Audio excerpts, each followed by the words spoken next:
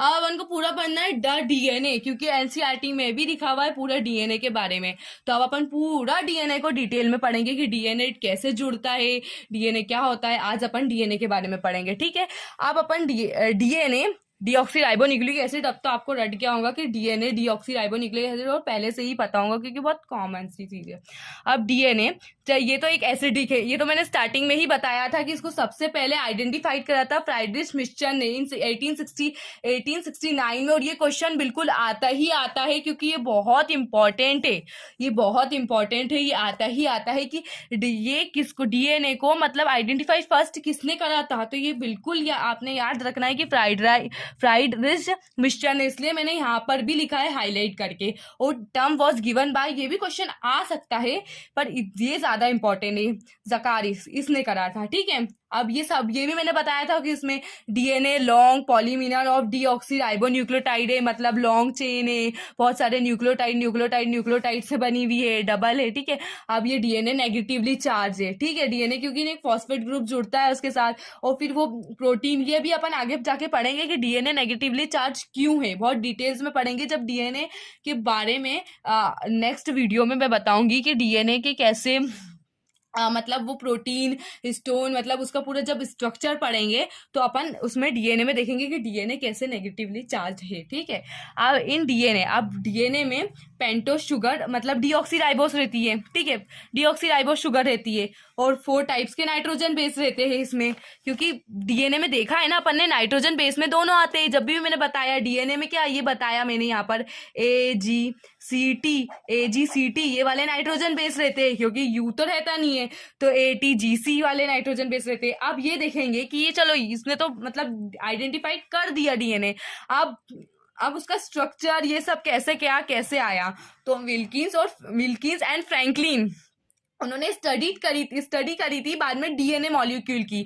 तो किसकी हेल्प से करी थी, एक्सरे क्रिस्टलोग्राफी की हेल्प से उनने स्टडी करी थी डीएनए की विल्किंस एंड फ्रैंकलिन ने, ठीक है। अब उसके बाद देखेंगे कि मतलब इसकी स्टडी से अपन को मतलब उन्होंने क्या करा, with the help of this study, मतलब इसकी स्टडी से उन्होंने क्या करा। तो वास्टन एंड क्रिक ने 1953 में, ये क्वेश्चन भी बहुत इंपॉर्टेंट है, क्वेश्चन आता ही आता है कि किसने डीएनए को डबल मॉडल, मतलब डीएनए का मॉडल किसने दिया, तो वो देखेंगे अपन अभी।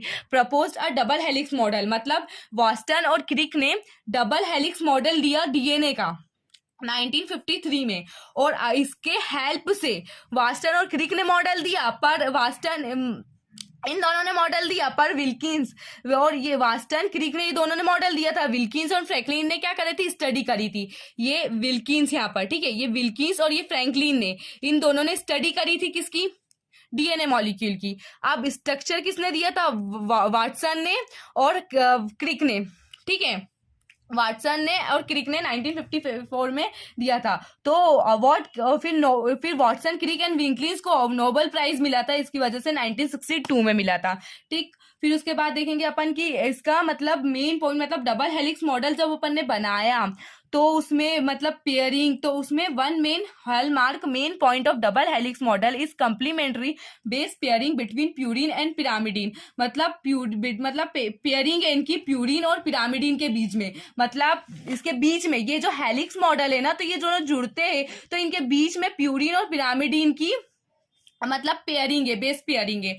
तो अब अपन वो पढ़ेंगे कि उनकी बेस पेयरिंग कैसी है, क्या है, उसके बाद में आगे स्टडी करेंगे। अब देखेंगे अपन पूरा मॉडल पढ़ेंगे according to double helix model, तो मॉडल पढ़ेंगे तो ये आधा है। फिर उसके बाद अपन इसमें क्वेश्चंस भी है कुछ ऐसे कि मतलब डिवाइड, मतलब जैसे न्यूमेरिकल टाइप्स के कि निकालना है, बेस पेयर्स निकालना है, क्वेश्चन है आपके एनसीईआरटी में भी है। अभी अपन ये देखेंगे कि डबल हेलिक्स मॉडल, तो जो डीएनए है वो 2 पॉलीन्यूक्लियोटाइड चेन से बना हुआ है, डीएनए 2 पॉलीन्यूक्लियोटाइड चेन से बना हुआ है, ठीक है, 2 पॉलीन्यूक्लियोटाइड चेन से बना हुआ है। और इसके बाद है ये anti parallel to each other है, ये ऐसा है, ठीक, ये ऐसा है, ऐसा डीएनए का स्ट्रक्चर है कुछ, वो तो बहुत अच्छा सा बना रहता है बुक में, ऐसा ही कुछ है डीएनए का स्ट्रक्चर, क्योंकि ये डबल स्टैंडर्ड है तो ऐसा ही स्ट्रक्चर है, इधर भी पॉलीन्यूक्लियोटाइड है, इधर भी पॉलीन्यूक्लियोटाइड है, ये दोनों तरफ पॉलीन्यूक्लियोटाइड है। अब अपन इसको देखेंगे कि ये दोनों मतलब डायरेक्शन में phospho diester bond is opposite, मतलब फर्स्ट स्टैंडर्ड 3 डेज 5 डेज और 5 डेज 3 डेज।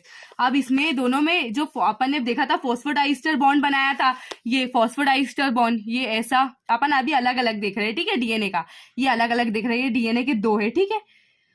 तो एक में अपन ने देखा था कि ये दोनों बनाएंगे ना, पॉलीन्यूक्लियोटाइड है तो दोनों फॉस्फोडाइस्टर बॉन्ड बनाएंगे, ये भी फॉस्फोडाइस्टर बॉन्ड बनाएंगे क्योंकि डीएनए है इसमें डबल रहते हैं न्यूक्लियोटाइड, डबल मतलब डबल हेलिक्स मॉडल है, डबल स्टैंडर्ड है इसके। तो फर्स्ट में अपन ये देखेंगे कि इसका जो यहाँ पर ऐसा रहता है कि अगर ये 3 डैश ये 3 डैश है तो ये 5 डैश है, और ये 5 डैश है और ये 3 डैश है, मतलब ये दोनों अपोजिट रहते हैं, ये 3 तो ये 5 और ये 5 तो ये 3, मतलब ये इधर से स्टार्ट होता है इधर से स्टार्ट, मतलब ये जुड़ते हैं, मतलब स्टार्टिंग में तो ये इधर से स्टार्ट होता है ये इधर से स्टार्ट होता है, मतलब बॉन्ड जो तो बनता है ना ये न्यूक्लियोटाइड से, वो ऐसे ही रहते हैं।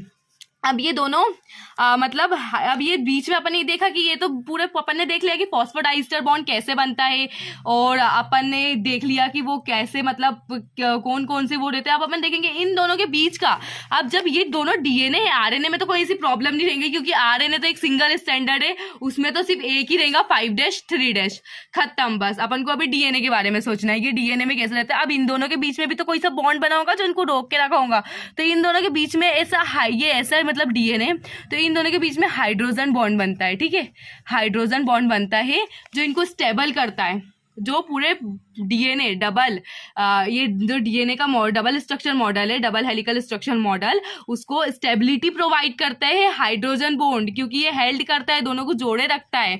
और अब इसमें देखेंगे कि कैसे बनता है, ठीक है, ये कैसे बनता है। तो अगर अपन ने अभी पढ़ा था मेन पॉइंट कि डबल हेलिक स्ट्रक्चर में अगर बॉन्ड बनेगा तो नाइट्रोजन बेसेस के बीच में बनेगा, ये नाइट्रोजन बेसेस के बीच में बनेगा। तो नाइट्रोजन बेस कौन सा रहता है, एक प्यूरिन रहता है और एक पिरामिडिन रहता है। प्यूरिन में ए जी और इसमें सी, यू की तो कोई बात ही नहीं है क्योंकि अपन डीएनए की बात कर रहे हैं, तो यू तो आएगा नहीं, और ये टी, ठीक है, यू तो आएगा नहीं क्योंकि यू तो सिर्फ आरएनए में प्रेजेंट होता है, ठीक। तो अगर ये ए प्यूरिन, अगर ये ए बनेगा इसके साथ तो ये टी के साथ बनेगा, क्यों, क्योंकि ये दोनों प्यूरिन और बोला ना 2 नाइट्रोजन बेस के बीच में उनका बॉन्ड बनेंगे, तो ए टी के साथ बनेगा ना, तो ये ए जब टी के साथ बनाएगा बॉन्ड तो ये डबल बॉन्ड बनाएगा, और ये जी सी के साथ बॉन्ड बनाएगा तो ये ट्रिपल बॉन्ड बनाएगा। और ये मतलब रहते हैं कि कभी ये ए ने बना लिया डबल बॉन्ड टी से, तो ऐसा नहीं कि एक ही डीएनए में एक ही ए या टी बॉन्ड बना रहे, जैसे कि यहाँ पर ए और टी ने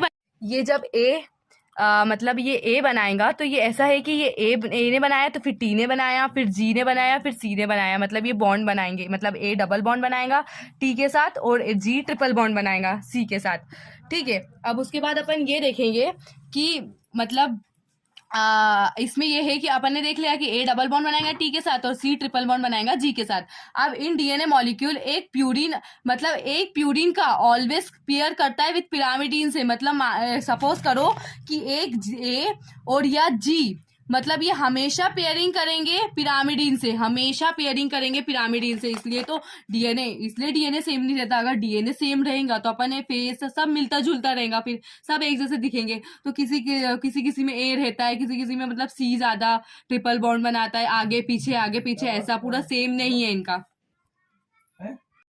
अपन ने पूरा देख लिया कि ये कैसा बॉन्ड बनाएगा एक दूसरे के साथ, वो कैसे मतलब पेयर करेंगे। नेक्स्ट वीडियो में अपन ये पढ़ेंगे कि डबल हेलिक्स पूरा मॉडल डिटेल्स में, क्योंकि ये नेगेटिवली चार्ज डीएनए क्यों नेगेटिवली चार्ज है। Guys, thank you so much for watching this video. Like, share, comment and subscribe my YouTube channel.